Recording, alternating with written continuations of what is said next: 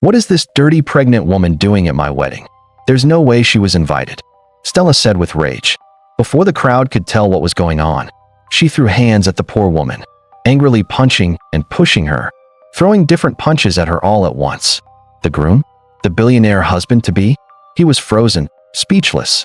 But the beating was not the most shocking, part because the poor heavily pregnant woman raised her head up with all the bruisings and pains and said, "Go on, beat me all you want," she said with angry tears in her eyes. "But today, I will expose all your secrets. I will reveal everything. This wedding ends now." The crowd went silent.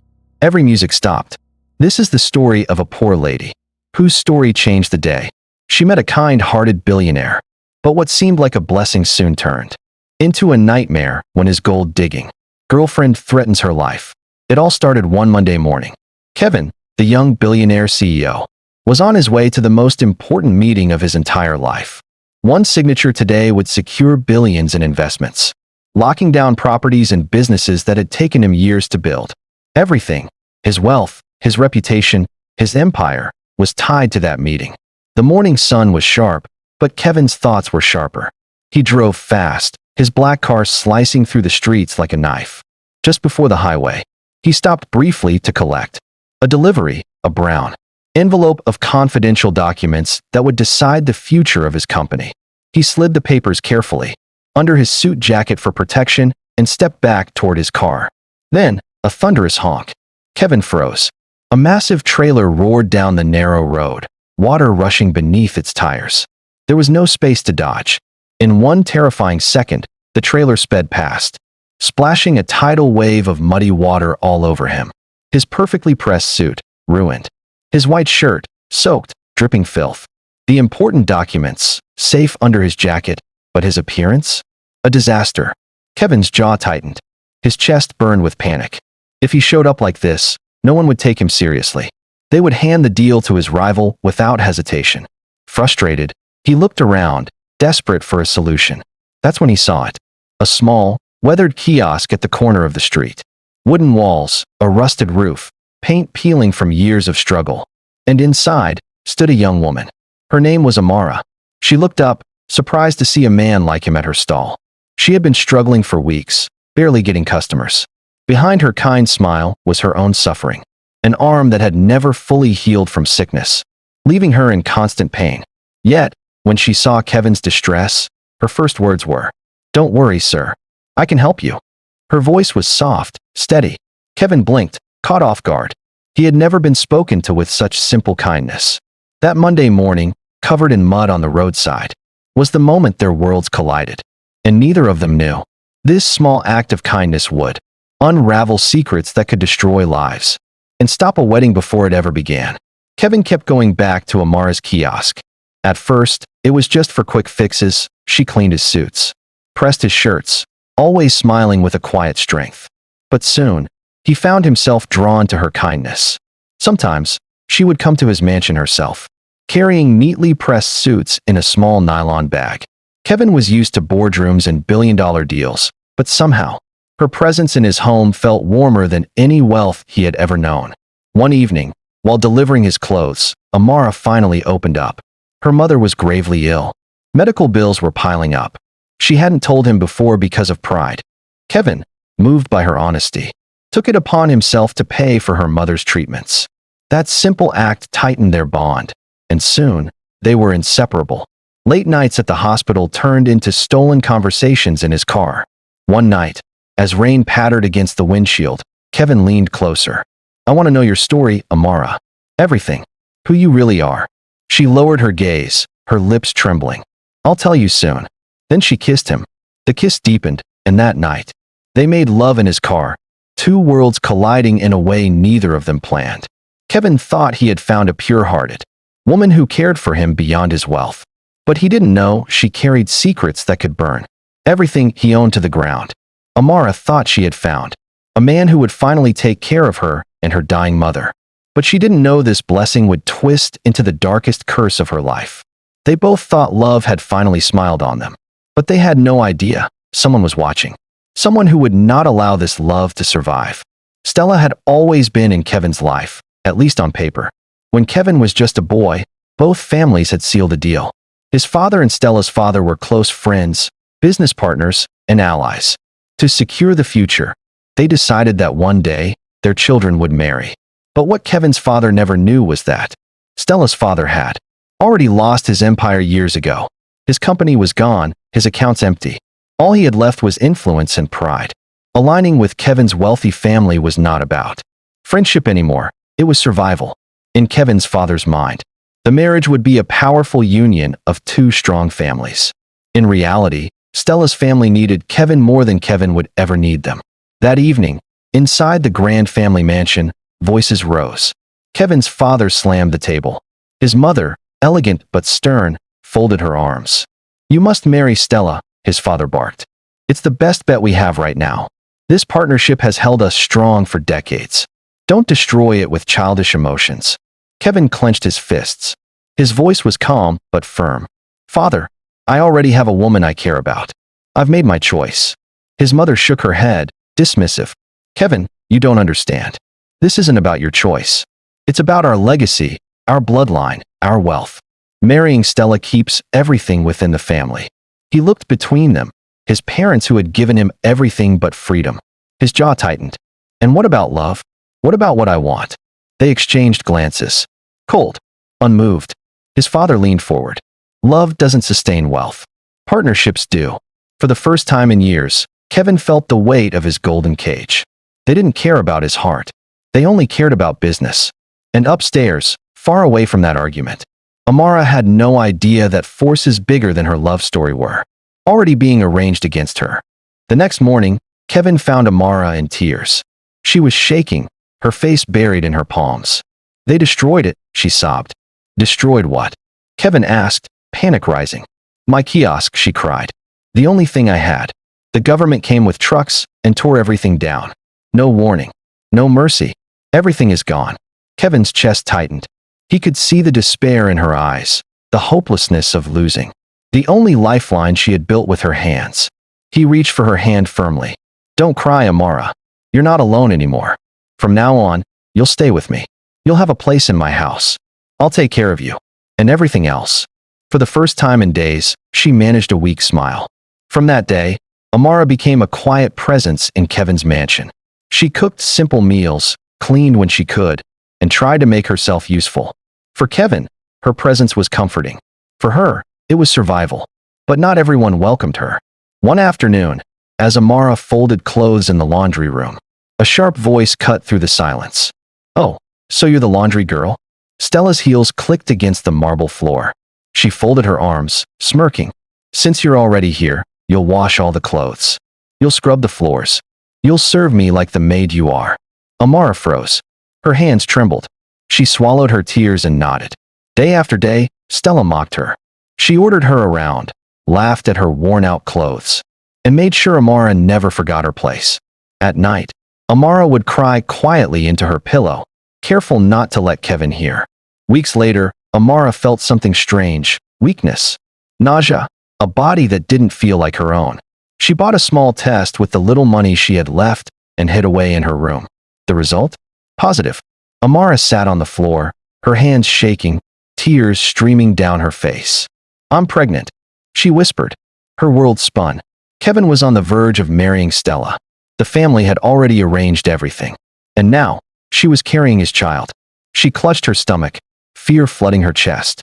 "If they find out, Stella will kill me. Kevin's parents will throw me out. I can't let anyone know." So she made a decision that would change everything. She would hide the pregnancy. But Amara had no idea what was coming next. She thought hiding the pregnancy would keep her safe. But Stella had a plan. An evil plan. That morning, Stella stormed into the kitchen, ready to throw her usual insults. But instead, her eyes caught something on the counter, a small paper folded at the edge of the sink. She picked it up carelessly and froze. Her smirk slowly spread as she realized what it was. A pregnancy test. Amara's pregnancy test. Positive. Pregnant. Stella whispered, her eyes darkening. "So that's your little secret?" Her mind raced. "No, she can't keep this child. If Kevin ever finds out, it will ruin everything. I have to act. And I have to act now." Evil plans activated. Meanwhile, the wedding preparations were already underway. The grandest hall in the city was being decorated with gold, drapes and crystal chandeliers. Kevin, Stella, and his parents toured the venue. But instead of joy, Kevin felt only exhaustion.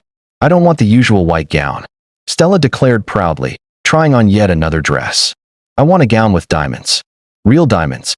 Kevin sighed, pinching the bridge of his nose. "But this one is already perfect. It's not expensive enough," she snapped. "And don't reduce the menu either.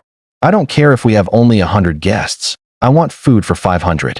I want it to be the most expensive wedding this city has ever seen." Her parents laughed softly. "Oh, that's just our Stella. She deserves the best." Kevin nodded slowly, but inside, something shifted. He was beginning to see just how spoiled she really was. Back at the mansion, Stella cornered him one evening with a cruel demand. "That girl, Amara, she must leave this house. I don't care if she sleeps in the smallest room. I don't want her here anymore."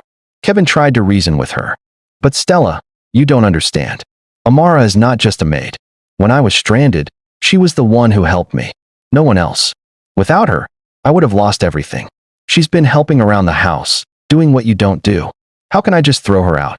But Stella only smiled coldly. Because in her mind, she already knew the truth. She already knew about Amara's pregnancy. And she already knew how she would use it to destroy her.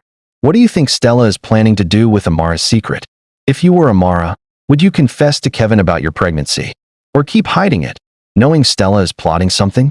That night, after Amara had cooked and packed food neatly in the fridge for the next day, Stella moved like a shadow. The mansion was quiet, the lights dim, Kevin fast asleep in his room. Amara, exhausted, was curled up in her bed. Stella tiptoed carefully, clutching a small bottle tightly in her palm. Inside, a dark liquid swirled. She looked around, her eyes sharp, her breath shallow. What was in that bottle? Nobody knew. The house was silent, too silent. She moved closer, her heels muffled against the tiles. Slowly, she opened the fridge, glanced back one more time, and uncapped the bottle. A few drops fell into Amara's food. She stirred it lightly, then covered it back as though nothing had happened. With a wicked smile, she slipped away into the shadows. The next morning, Amara woke up groggy. Her stomach was already heavy with morning sickness. Still, she forced herself up. She swept the compound, washed clothes, and pushed through the fatigue like she always did. By the time she was done, she was too weak to stand. So she sat, opened the fridge, and ate from the food she had cooked. Minutes later, something felt wrong. Her stomach churned violently.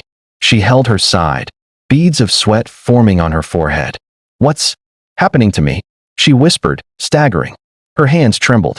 She gripped her stomach tighter, panic rising. Is this normal morning sickness? Or is it something else? Was Amara poisoned? Did Stella slip an abortion pill into her food? Or was it something far worse? Kevin was in his office downtown when the call came. His driver burst into the building, panicked.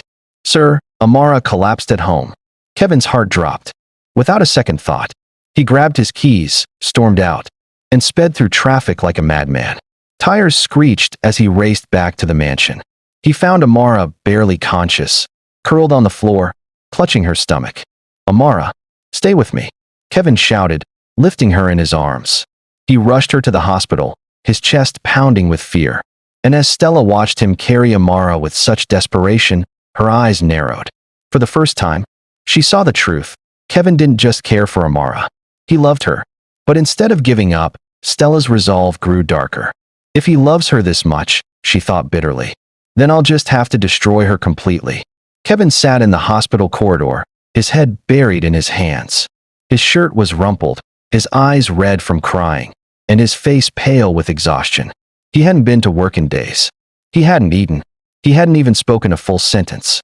Beside him, Stella placed a hand on his shoulder, her expression soft and full of fake concern. "Kevin, you have to be strong," she whispered, leaning close as though she cared. "Amara would want you to be fine. You'll get through this." Kevin didn't even respond. Just then, the doctor stepped out. His face was grim, his eyes downcast. Kevin shot to his feet instantly. "Doctor, please. Tell me she's okay. Please." The doctor sighed, removed his glasses, and shook his head slowly. "I'm sorry. Amara didn't make it." The hallway fell silent. Kevin staggered back, clutching his chest. No, That's not true. She was fine yesterday. She was talking. Please, let me see her. Let me just see her one last time. The doctor avoided his eyes. I'm sorry, Mr. Kevin. Her body has already been sent to her family. Stella knelt beside him, wrapping her arms around him tightly, pretending to cry too. It's okay, Kevin. I'm here for you. You still have me. But inside, her heart was ice cold. That night, Kevin sat alone in his mansion. He stared at Amara's folded clothes still stacked neatly in the corner. He remembered her laugh, her gentle voice. The way she always said, "Don't worry, I'll help you." And now she was gone.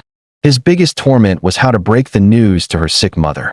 How could he look that woman in the eyes and tell her that the only daughter who kept her alive was no more?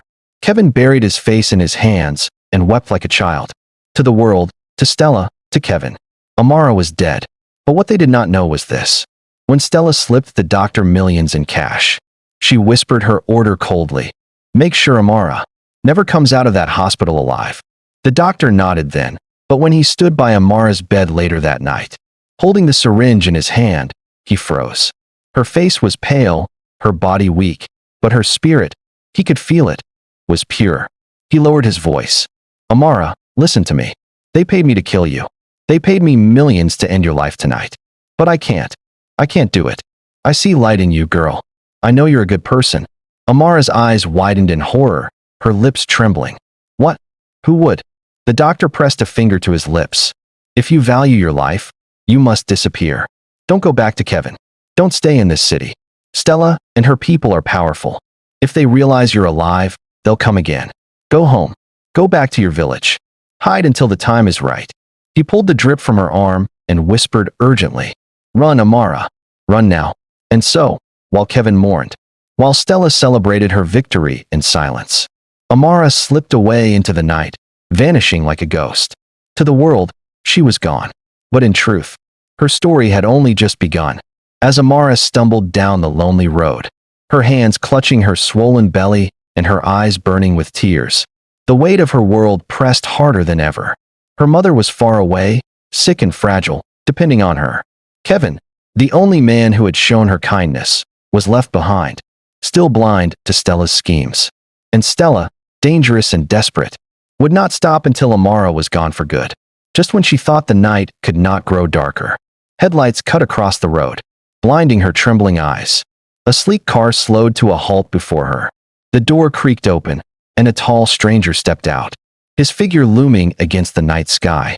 Amara froze, her breath shallow, fear clawing at her chest. Who was he? A helper, or another trap? Her fate hung in the balance. Would Kevin ever learn the truth? Could her mother survive without her?